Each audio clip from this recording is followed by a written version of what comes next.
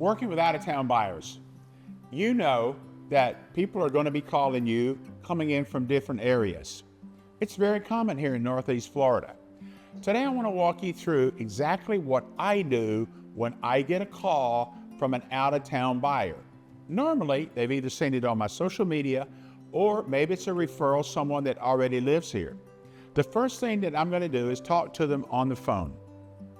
I want to get to know them a little bit, just a brief conversation, and then I set up a Zoom or a Teams meeting with them so that I can be face-to-face even though they may be in New Jersey. And I give them a little homework. I say between now and Tuesday when we do our meeting by Zoom, I'd like for you to write down the most important things about the house that you want to move into. Then I'd like for you to pick out 3 that are non-negotiables.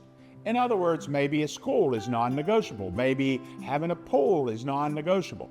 And the reason that I give them 3 is because out of the 10, I'm probably not going to have a perfect match anywhere in Northeast Florida because a lot of these things, they've seen them in different homes and they're wanting to bring them to their home. But I want to know the 3 non-negotiables. So when I go looking for property for them, I know these are 3 things that I have to have in that house, and I know that some of the other things will be add-ons, additions, or maybe just something that they really, really enjoy. After that, my next step is set up when will be the appointment so I can get ready for them. I can come as near as I can to finding what they're looking for.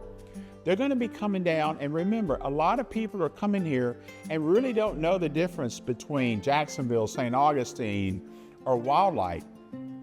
Maybe they've heard of it, maybe they've been here before, but they've never seriously considered where they want to live. I always suggest when they get here, sit down again, go over the things that we've gone through and that we're going to be seeing today, and to see if there's anything that I may have missed. Listen, I love working with these out-of-town buyers because they're coming, they're energetic, they're excited. And another thing that I ask them before I ever show a property is, do you have your financing all set? Because when we write that offer, we're going to have to show either proof of funds if it's cash or loan pre-approval if we're doing a loan. That way I know if they're serious, if they've done their homework, if they're really, really ready to make their move.